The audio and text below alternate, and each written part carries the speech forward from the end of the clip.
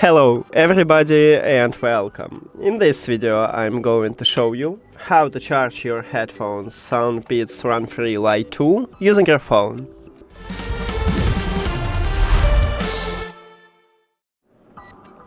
All you need to have for this is just USB-C to USB-C cable, but if your phone do not support USB-C, maybe you should have Lightning to USB-C or even micro USB to USB-C. Now, connect USB-C cable to your phone. Then, at the top of your right headphone, right here we have the plug. You need to open it. And here it is, we have USB-C port. Connect the second USB-C cable right at this port.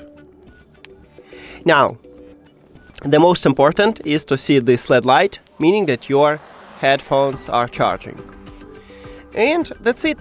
This one is the only one option how to charging using your phone, because this headphones doesn't support wireless charging, so we cannot use reverse wireless charging. That's it. Thank you for watching this video. If you found it helpful, please consider subscribing to channel and leave the like on the video. See you later.